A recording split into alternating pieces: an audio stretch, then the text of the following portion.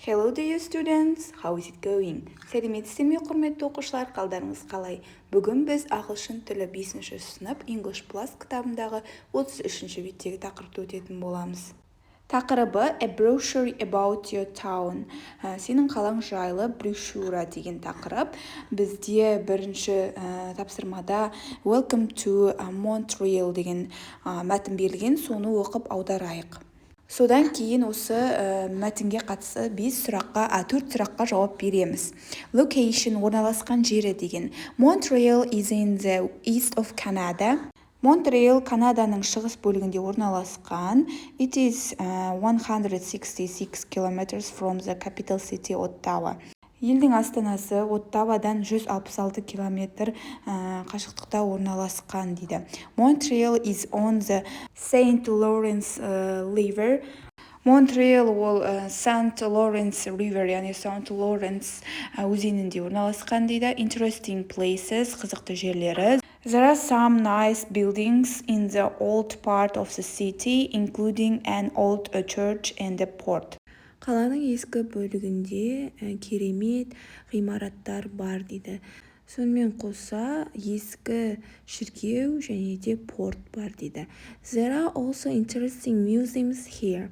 Ол жерде өте қызықты мұражайлар бар. The town of Quebec is 275 kilometers from Montreal. Монтреалдан 275 километр қашықтықта Quebec қаласы бар дейді. Sports and the clubs. Спорт және клубтар. Ice hockey and skating are very popular sports here. Ол жерде хоккей және де коньки тебу спорты өте танымал дейді. There is also an American football team. Ол жерде америкалық футбол командасы бар дейді. The name of the team is the Montreal Alouettes. Жаңағы құраманың аты, яғни команданың аты Montreal Alouettes деп аталады. Shops, дүкендері. There are some big shopping centers in Montreal and they are under the streets. Онда бірнеше үлкен сауда орталықтары бар дейді Монтреалда. Олар көшенің астында орналасқан дейді. They are popular when it's cold. Олар салқын болған кезде, күн суық болған кезде өте танымал дейді. There are also a lot of shops. Онда көптеген дүкендер бар дейді. We like Bonsecours Market for clothes. Киімдер дүкені Bonsecours Market деген бізге ұнайды дейді. Енді осы сұрақтарға жауап берейік жоғарыда тұрған. What is the capital of Canada? Канаданың астанасы қандай? The capital city of Canada is Ottawa. деп жазамыз. Екінші, what three sports are popular in Montreal? Ice hockey and skating and football. Үшінші сұраққа былай жауап береміз. The town of Quebec is 275 kilometers from Montreal. Төртінші сұрақта shopping center, яғни сауда орталық қайда орналасқан деген. There are some big shopping centers in Montreal and they are under the streets деп жауап береміз.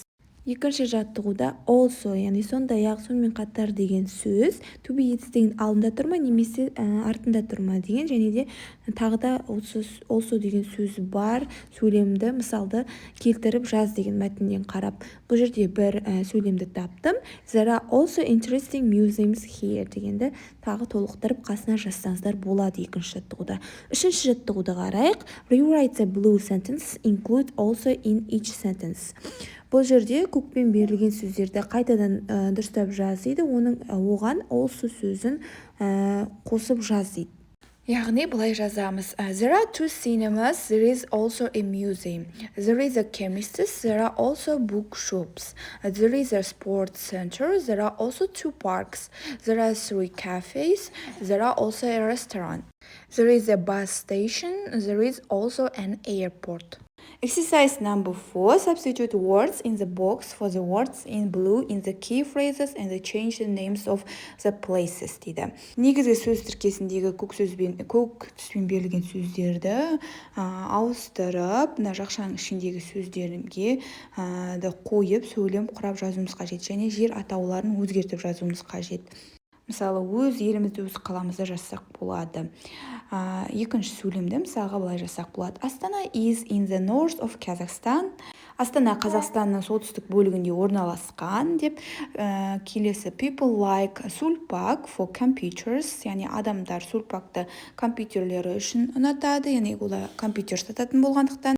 And there are some interesting topics in this subject. Бұл пәнде қызықты топиктер, яғни тақырыптар бар деген. Келесі соңғы жаттығу тапсырма, бізде жазбаша тапсырма, яғни өзіңнің қалаң жайлы жазу қажетсің. Өзіңнің қалаң жайлы брошюра құр дейді.